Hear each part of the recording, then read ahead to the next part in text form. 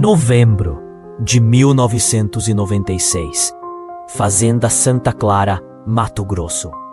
O peão Juracy da Silva viu a coluna de luz surgir da terra.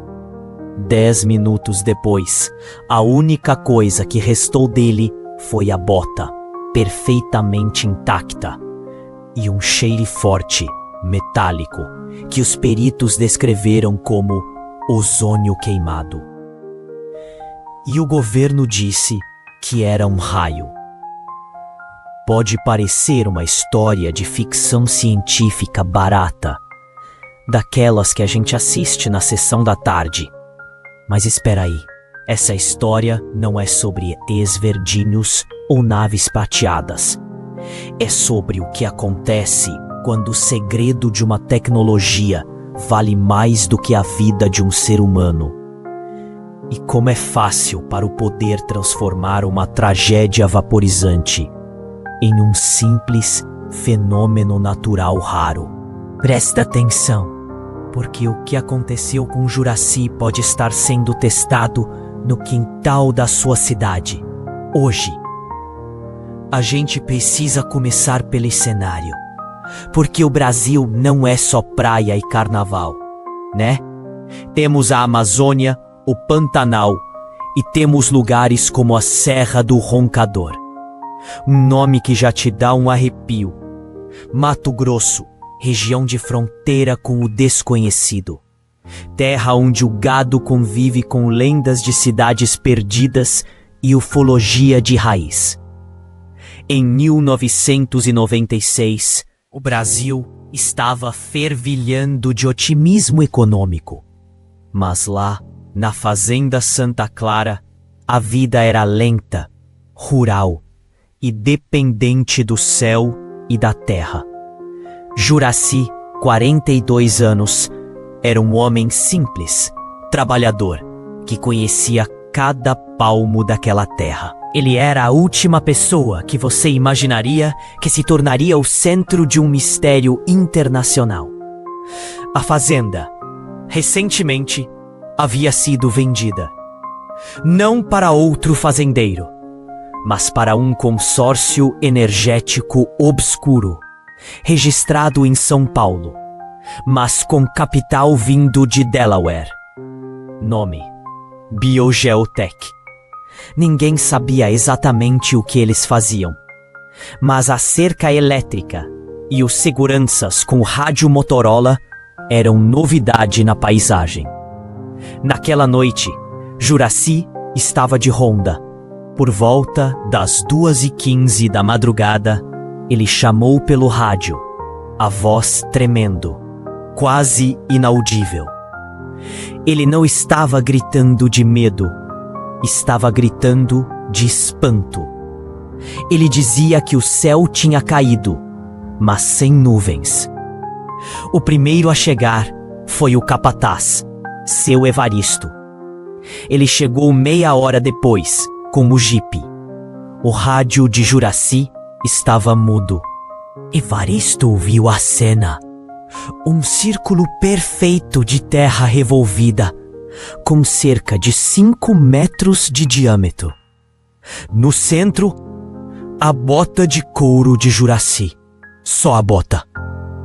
Tudo ao redor do círculo estava estranhamente normal. A grama não estava queimada. As árvores não estavam tombadas. Parecia que alguém havia usado uma borracha para apagar Juracy da existência, deixando apenas o calçado e aquele cheiro. Evaristo disse que era como se tivessem ligado um soldador industrial gigante no meio do pasto. A Polícia Civil chegou de manhã e em poucas horas a Polícia Federal e, pasmem, um destacamento. O Brasil viraria um acampamento militar. O relatório oficial saiu em 72 horas. Raio globular extremo. Fenômeno atmosférico raríssimo que vaporiza objetos e seres vivos instantaneamente. Caso encerrado. Mas aqui entra o nosso herói, ou melhor, o nosso teimoso, Professor Elias, um geólogo aposentado da Universidade Federal de Cuiabá. Elias não engoliu a história do raio. Ele tinha uma regra: a natureza não é perfeita. Raios deixam rastros, queimaduras, destruição caótica. Aquilo era organizado demais. Elias, com sua bengala e seu chapéu de palha amassado, começou a investigar por conta própria, movido por aquela curiosidade que tira a gente da zona de conforto. Ele queria saber: por que a bota? Por que o cheiro de ozônio? E por que diabos a Biogeotech estava tão quieta? A primeira coisa que Elias notou foi a anomalia do rádio. O rádio de Juraci, encontrado a uns 10 metros do círculo, estava derretido. Mas não derretido pelo fogo, derretido por dentro. Os circuitos internos haviam se fundido, mas a carcaça de plástico estava apenas levemente deformada. Isso não é efeito de um raio comum. Raios são calor e eletricidade brutos. Isso parecia mais com uma dose massiva de micro-ondas ou, o que é mais assustador, um pulso eletromagnético EMP altamente focado. Imagine se o seu micro-ondas decidisse virar um laser militar. É mais ou menos essa a escala da energia que estamos falando. Elias conseguiu a ajuda de um velho amigo, um técnico de telecomunicações, que analisou o rádio. O veredito? O aparelho foi exposto a uma frequência de energia que simplesmente desintegrou o carbono orgânico, mas não teve tempo de dispersar o calor na bota de couro grosso. Percebe a sofisticação? Não foi uma explosão, foi uma desintegração. E aqui vem o primeiro choque. Essa tecnologia não deveria existir, pelo menos não publicamente. Em 1996, no meio do Mato Grosso, Elias começou a cavar. Literalmente, ele perfurou o solo no centro do círculo. A terra estava estranhamente vitrificada, a cerca de 50 centímetros de profundidade. Vidro no solo. Isso requer calor extremo e pressão. Mas a superfície, como eu disse, estava intacta. O professor percebeu que a coluna de luz não havia caído do céu. Ela havia surgido do solo. Juraci não olhava para cima. Ele olhava para baixo. Isso muda tudo. Se a luz veio da Terra, não era um fenômeno atmosférico. Era geológico. Ou, o que é mais provável, tecnológico. E a Biogeotech, a tal empresa de energia, tinha começado a perfurar a área apenas 3 meses antes. Coincidência? No mundo dos mistérios, coincidência é a palavra que os mentirosos usam para descrever a verdade. Elias fez uma viagem de 800 quilômetros até a Biblioteca de São Paulo, atrás de documentos antigos. Ele tinha uma suspeita sobre a geologia da Serra do Roncador. A região é rica em quartzo cristalino e, o mais importante, possui bolsões de gases nobres e depósitos de minerais de terras raras, incluindo tório e, em menor grau, urânio. O que acontece quando você perturba um depósito de quartzo com uma vibração ou uma perfuração profunda? O quartzo tem propriedades piezoelétricas. Ele pode gerar eletricidade. Mas se você o bombardear com frequências específicas, ele pode atuar como um amplificador de energia. Elias encontrou artigos obscuros da década de 70 de cientistas brasileiros que estudavam a ressonância geopática da região. Eles teorizavam que certos pontos do planeta, como a Serra do Roncador, atuavam como antenas naturais, capazes de captar e amplificar energia atmosférica e telúrica. Esses pesquisadores, liderados pelo Dr. Oswaldo Meirelles, tiveram seus projetos misteriosamente cancelados pelo regime militar. E o que é mais chocante, Dr. Meirelles e sua equipe morreram num acidente aéreo em 1978. Um avião que, segundo os registros, perdeu a comunicação exatamente sobre a área da fazenda Santa Clara. Percebe o padrão? Alguém estava estudando essa energia há décadas. E alguém fez questão de enterrar a pesquisa. O professor Elias estava agora investigando não um raio, mas um experimento secreto que vinha sendo cozinhado em fogo brando por quase 20 anos. Ele voltou para Mato Grosso, mas agora com um alvo, a Biogeotech. Ele tentou entrar em contato.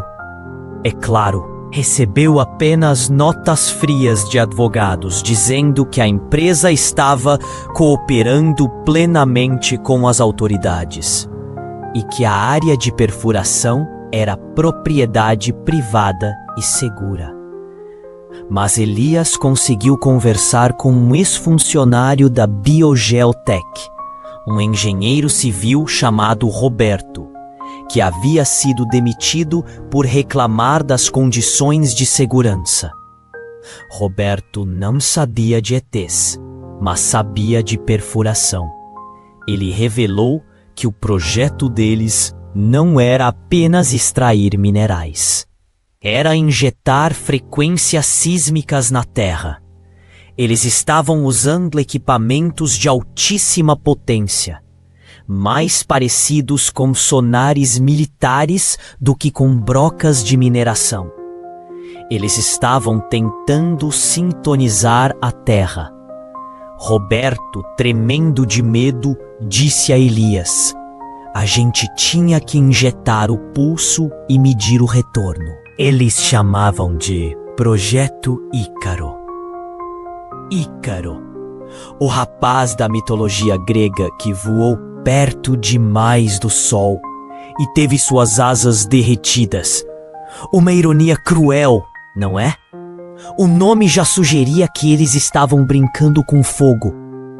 Roberto confirmou o que Elias suspeitava. A injeção de frequência estava muito próxima de uma falha geológica que, segundo os estudos de Meirelles, era um ponto de ressonância natural. Eles estavam usando a Terra como um capacitor gigante. E aqui está o mini-clímax dessa parte. A coluna de luz de Juraci não foi um raio, foi um curto-circuito geológico. A Biogeotech, tentando amplificar a energia da Terra, sobrecarregou o sistema. A energia, em vez de ser controlada, explodiu para fora, criando um feixe de plasma altamente concentrado. Eu, pobre Juraci, estava exatamente em cima da abertura. Vamos parar um segundo e pensar no absurdo disso. Uma empresa com dinheiro internacional e proteção governamental estava essencialmente tentando criar uma fonte de energia ilimitada no Brasil, sem se preocupar com os riscos. E quando o teste falhou, vaporizando um homem, a solução foi simples: chame de raio. Mas Elias precisava de prova de que a luz veio de baixo e não de cima. E a prova veio de onde menos se esperava: as crianças. Na beira da fazenda morava uma família simples, e o filho mais novo, Dudu, de 8 anos, tinha o hábito de desenhar tudo o que via. Dudu não foi entrevistado pela polícia, porque, bem, crianças não são testemunhas confiáveis, certo? Elias, no entanto, foi até a casa da família, meses depois. Dudu, alheio a relatórios federais e teorias da conspiração, mostrou seus desenhos. Eram desenhos infantis, coloridos, mas inconfundíveis. A maioria das pessoas que viram o evento de longe, e havia poucas, descreveu a luz como algo que subiu. Mas Dudu desenhou um círculo no chão, com a luz saindo dele, e no topo ele desenhou uma espécie de cúpula que parecia estar tentando conter a luz. O mais perturbador é que Dudu desenhou figuras de homens de macacão preto com capacetes, correndo em direção ao círculo antes da luz desaparecer. Não eram policiais, eram os seguranças da Biogeotech, já em modo de emergência. Isso desmantela completamente a teoria do raio. Um raio não dá tempo para ninguém correr. O exército e a PF não foram lá para investigar. Eles foram lá para limpar. Elias confrontou a família de Dudu. Eles estavam estranhamente confortáveis. O pai, que antes era arrendatário, havia comprado uma picape nova. Eles haviam recebido uma indenização generosa da Biogeotech por danos ambientais causados pela perfuração. Dinheiro de silêncio, um suborno disfarçado de generosidade corporativa. O professor Elias estava ficando perigoso demais para um aposentado teimoso. Ele começou a receber telefonemas anônimos, ameaças veladas. O clássico: professor, o senhor devia aproveitar mais a sua aposentadoria. O Mato Grosso é grande, mas não é seguro para quem faz perguntas demais. Ele percebeu que a Biogeotech não estava apenas escondendo um acidente. Eles estavam escondendo o potencial do projeto Ícaro. Se eles pudessem provar que conseguiam amplificar a energia da Terra, isso valeria trilhões, não apenas para energia civil, mas para fins militares. Pense em um pulso eletromagnético que pode ser disparado debaixo da Terra, capaz de fritar a eletrônica de um país inteiro. Isso é o que eles estavam testando.